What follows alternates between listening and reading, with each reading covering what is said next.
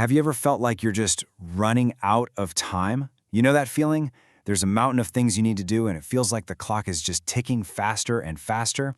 Well, today, we're going to dive into a really powerful solution. We're breaking down the key ideas from a sermon by Apostle Joshua Selman on a pretty wild concept, divine acceleration. We're going to unpack the spiritual blueprint for gaining supernatural speed in your life.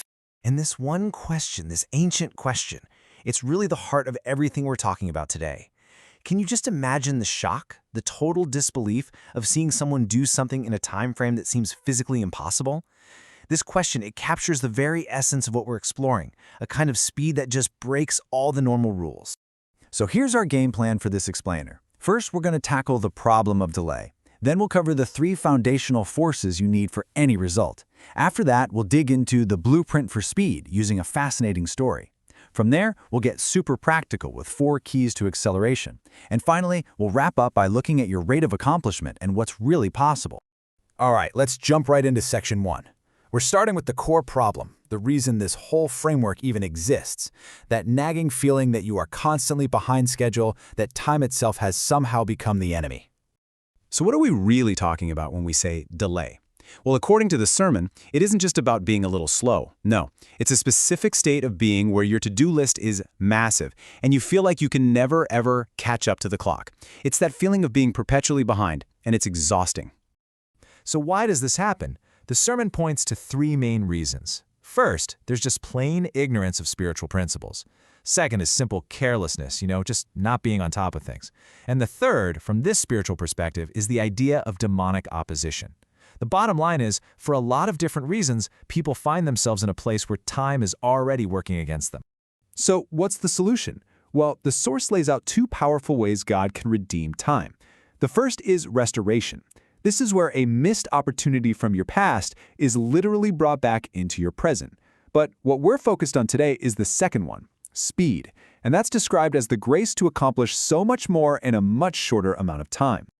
Okay, so before we can even really talk about speed, we have to understand the foundation, right? The bedrock.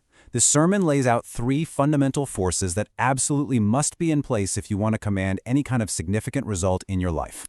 And here they are: wisdom, faith, and power. Think of it like this. Wisdom is the how-to. It's knowing how to apply spiritual truth.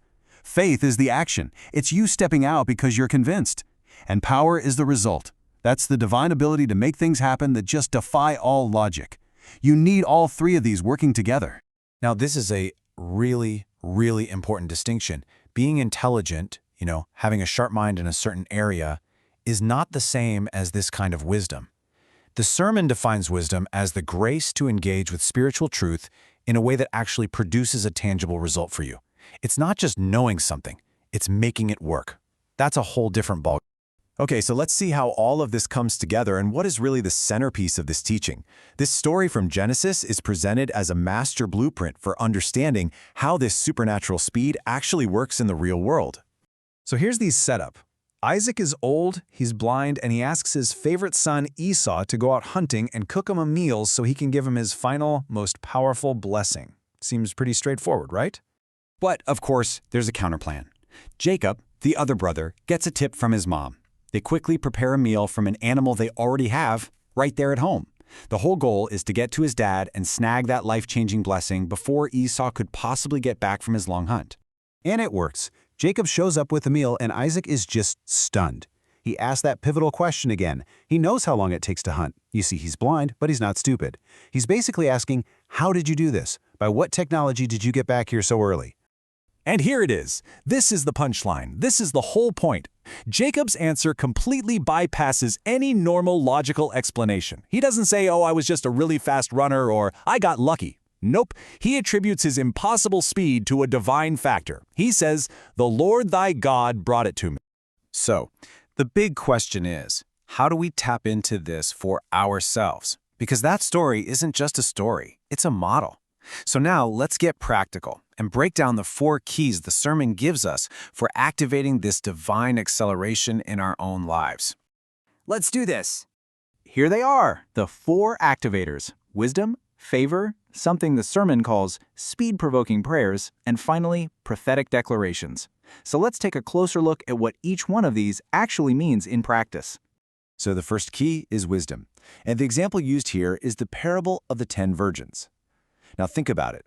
The wise ones weren't necessarily more righteous. They were just more prepared. They actually anticipated a delay and they planned for it.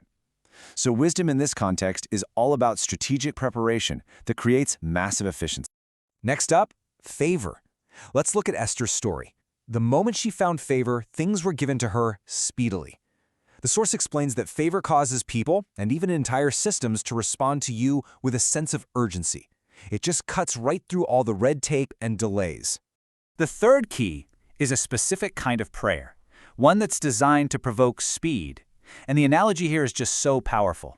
You have the disciples who took a boat, that's the conventional method, and they were hours ahead.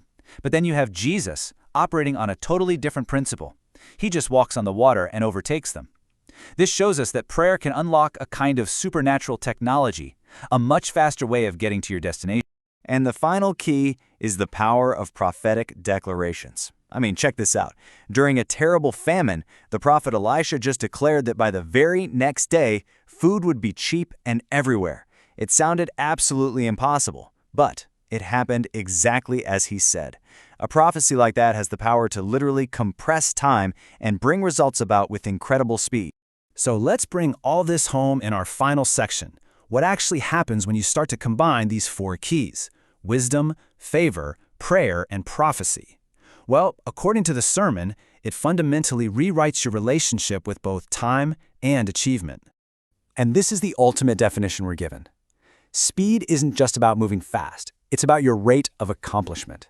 It's a divine grace that empowers you to achieve a massive amount in a surprisingly short period of time. And that leaves us with this final, really provocative thought. It's so easy to blame our circumstances for our lack of progress, isn't it? But after going through this framework, the real question becomes, is your biggest barrier the obstacle in front of you, or is it the speed at which you're moving? What if the ultimate solution isn't to change your situation, but to change your speed?